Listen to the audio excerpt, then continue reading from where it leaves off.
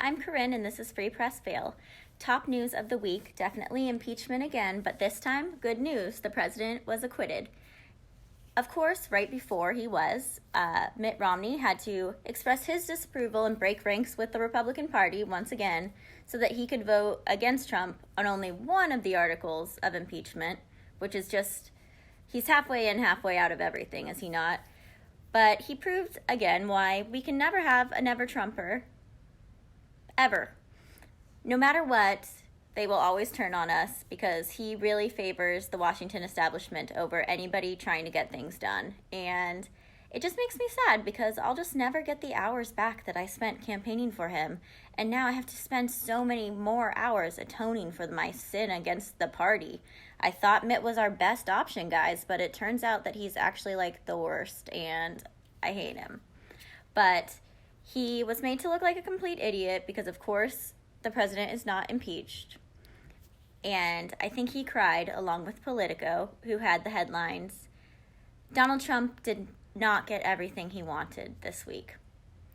I think they might be projecting just a little bit because, let's see, he was acquitted, Mitt Romney looks stupid, Politico looks stupid, Democrats look stupid. That's like all I've ever wanted ever. So I think that Donald Trump is pretty happy with that. And maybe it's just Politico that's very sad. And CNN, obviously. They've been crying nonstop. Righteousness porn this week. Super Bowl edition. First off, Beyonce and Jay-Z refused to stand for the national anthem. It's a really funny thing that they decided to spend who knows how much money to go to the Super Bowl and then make a political stance for people who don't have money or power when they could have maybe used that same money and power to do something else. I don't know, maybe something more productive, Beyonce and Jay-Z. But other funny thing is Jennifer Lopez halftime show. She tried to make some kind of immigration statement with kids in cages. She put her own daughter in a cage, and then she broke her out and then did a very provocative striptease. Now, I feel like the message I got is that kids can come to America and see stripping. Now, as a Nevadan, I'm okay with that message. And it's true, there's lots of strippers here. Come see them, guys. But I just didn't know that was like our line on immigration. And I'm going to adopt it now. Pro-illegal immigration equals pro-stripper. And if that's where the Democrats are headed, then that's cool. I'm on board. For best campaign moment, Iowa caucus was a complete disaster this week. Democrats hired a company called Shadow Inc. There was no red flag. They didn't think Shadow Inc. was a red flag. They hired them to create an app that counts votes, and that app did not work. Also, suspiciously, this same company that made this app had worked for Mayor Pete, Kristen Gillibrand. I think they worked for Joe Biden at some point. They worked for a bunch of candidates that they knew would be competing in this Iowa caucus. Obviously, Gillibrand didn't make it, but they didn't know that at the time when they took this contract. They also refused to have the Board of Elections test this app, and I don't even know how that's legal, but it doesn't work, and we still don't know the vote count in Iowa, and it's like 5 days after the fact. But Mayor Pete does feel like he won. And he is saying that he won, and I guess this is his moment. I didn't know he had it in him to steal an election, and he's okay with it. So you go, Pete. Go as far as this will take you.